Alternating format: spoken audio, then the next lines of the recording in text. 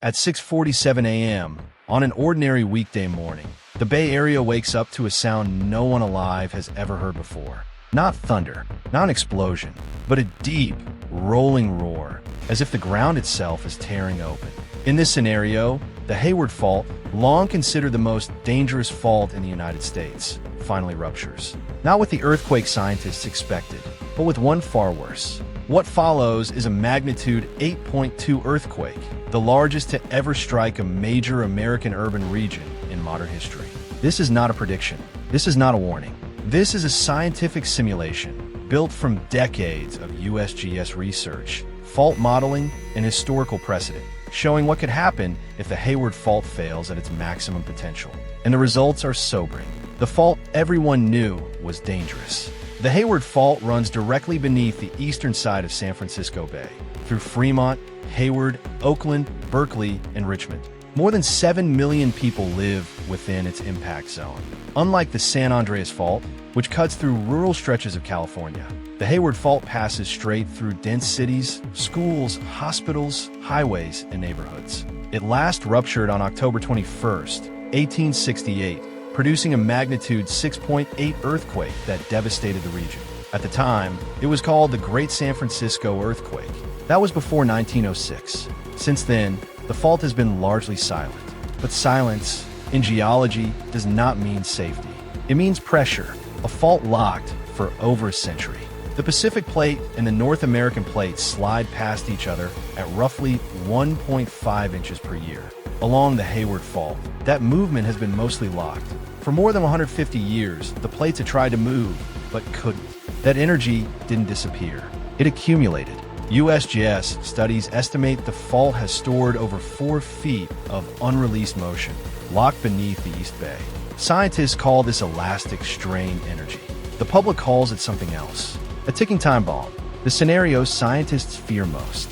For years, official planning focused on a magnitude 6.7 to 7.0 earthquake, devastating but survivable. But newer research revealed something unsettling. At shallow depths, the Hayward Fault connects with neighboring fault segments, including the Calaveras Fault to the south and the Rogers Creek Fault to the north. Under the wrong conditions, these faults could rupture together. A multi-segment failure, a rupture long enough to produce a much larger earthquake. In this scenario, that is exactly what happens. The rupture begins. The rupture initiates beneath Fremont, roughly 12 kilometers below the surface. Within seconds, it accelerates northward. The fault does not break in pieces. It breaks all at once. The rupture races through Hayward, San Leandro, Oakland, Berkeley, and Richmond before jumping into the Rogers Creek Fault near San Pablo Bay. The combined rupture length exceeds 100 miles. The energy released is equivalent to over 15 million tons of TNT. That's more than 900 times the Hiroshima atomic bomb. And it happens beneath one of the most densely populated regions in America. 90 seconds of violence. Ground shaking lasts over 90 seconds. That may not sound long, but in an earthquake, it is an eternity. In the hardest hit areas, ground acceleration exceeds 2 times the force of gravity. Buildings are not just shaken, they are thrown. Seismologists estimate shaking intensity reaching modified Mercalli 11 in parts of Oakland and Berkeley, violent enough to destroy well-built structures. The ground moves horizontally, then vertically, then twists. Survivors describe the sensation as being on a ship colliding with another ship. Underground, the ground physically tears apart. Along the fault trace, the land splits open. In some neighborhoods, the ground shifts 8 to 12 feet sideways. Roads no longer line up. Sidewalks snap. Property lines vanish. Homes that once stood side by side now sit several feet apart. This movement normally takes decades. Here it happens in seconds. Aftershocks begin immediately. Within minutes, powerful aftershocks follow. A magnitude 6.1 near the Oakland Hills, a 5.8 near Fremont. Hundreds more follow throughout the day. The Earth is not stabilized. The crust is adjusting, and it will continue adjusting for months, possibly years. Buildings fail exactly where scientists predicted.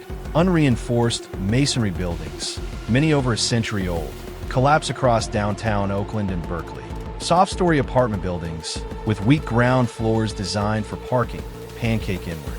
Entire living spaces compress into gaps measured in inches. In neighborhoods built on artificial fill and soft sediments, shaking is amplified. Structures sink, tilt, or collapse outright. These failures were not surprises. They were warnings documented for decades. Transportation comes to a standstill. Highways buckle where they cross the fault. Bridges shift off their supports. Sections of Interstate 880 collapse, echoing scenes from the 1989 Loma Prieta earthquake.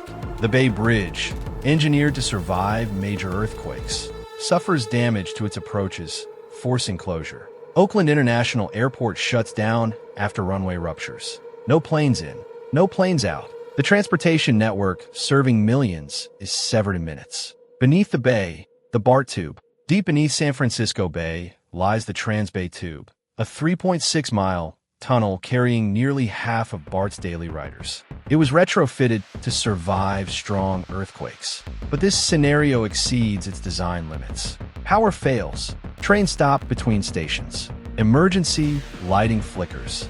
Water intrusion is detected. Passengers are trapped beneath 135 feet of water, waiting as engineers determine whether evacuation is even possible. Above ground, stations are dark, escalators silent. The region's transit lifeline is frozen. Fires spread unchecked. Gas lines rupture across the East Bay. Fires ignite, dozens at once. But water mains have failed. Hydrants run dry. Firefighters watch flames spread through wooden neighborhoods they cannot protect. This is the nightmare scenario emergency planners feared most. Earthquake plus fire plus no water.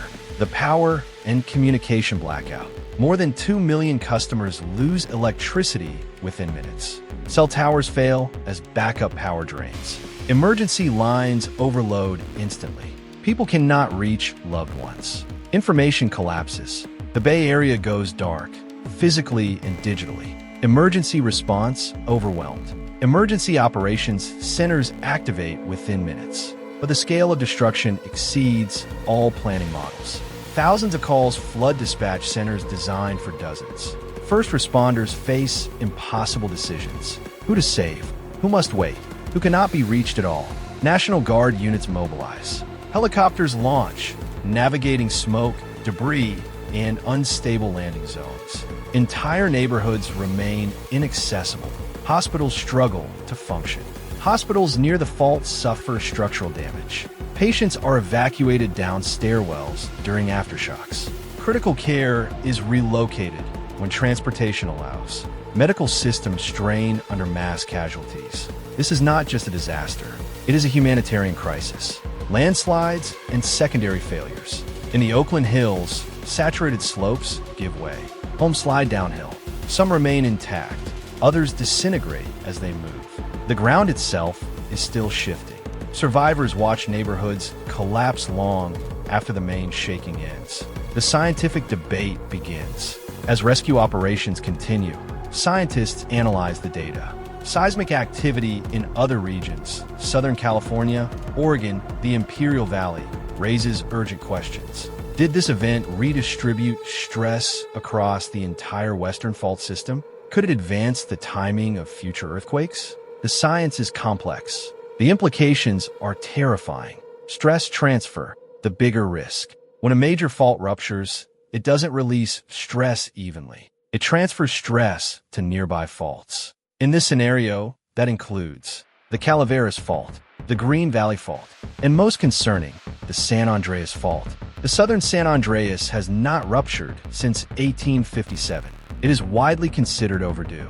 Did this earthquake move that clock forward? No one knows. Economic shockwaves. Damage estimates quickly exceed $200 billion. The Port of Oakland shuts down. Supply chains falter nationwide. Businesses reconsider rebuilding. Remote work enables permanent relocation. Some companies never return. This is not just regional damage. It is national. A change California. Weeks later, aftershocks continue. Entire neighborhoods remain cordoned off. Thousands remain displaced. Insurance gaps leave families financially stranded. The Bay Area faces a question with no easy answer. Rebuild or retreat? The uncomfortable truth. The Hayward Fault will rupture again someday. That is not speculation. That is geology. Scientists can estimate probabilities. They can model outcomes, but they cannot tell us when. This scenario is not a prediction. It is a reminder, because when the ground beneath a city stores energy for over a century, release is inevitable.